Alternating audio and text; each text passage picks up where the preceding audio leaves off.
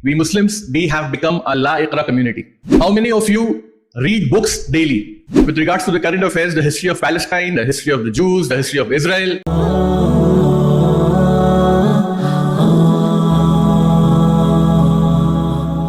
So the first wahi, the first revelation that came to our beloved Prophet Muhammad sallallahu alaihi wasallam, it was what? Iqra. It was to read. But unfortunately, we Muslims, we have become a La Iqra community. We don't want to read. How many of you read newspapers daily? Hardly, just a few hands are being raised up. How many of you read books daily? What kind of books? What kind of story books? The Quran is also a story book. Yes, it also has stories inside. But what kind of story books you read? Is it fictional, non-fictional, historical? Do you know about the history of the Muslims? Do you know about the history of the Jews, of the Christians, of Jerusalem, of Israel, of Palestine? Have you read books on these topics? What book have you read? Yes, fine. See, as far as Muslim community is concerned, we need to arm ourselves.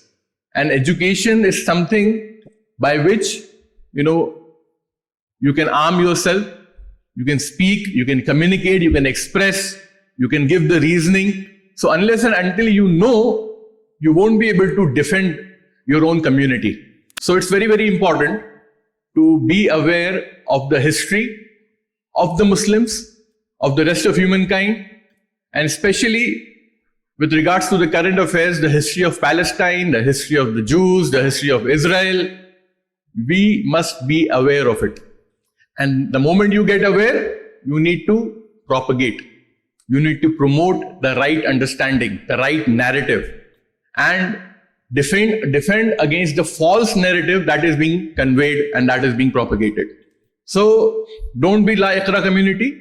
The first wahi, remind yourself always, the first wahi that came to our Prophet Muhammad was Iqra, was to read. And no wonder our Nabi Kareem sallallahu alaihi wasallam, though he was an unlettered prophet, he did not know how to read or write. And in that time in Arabia, it was not a vogue, it was not a trend to learn reading and writing, where few dozens of people knew reading and writing in the whole of Arabia at that time. But yet, our Nabi Kareem sallallahu alaihi wasallam, he gave so much importance to education 1400 years back. And whenever the POWs were brought to him, prisoners of war after the battle, and if these POWs did not have enough money to buy the freedom, then the Prophet ﷺ used to ask them, do you know how to read or write? And if they say yes, they say, I want you to teach 10 Muslims reading and writing and I will free you. Can you imagine that? So much importance was given to education by our beloved Prophet Muhammad ﷺ 1400 years ago. And we need to continue that trend, inshallah.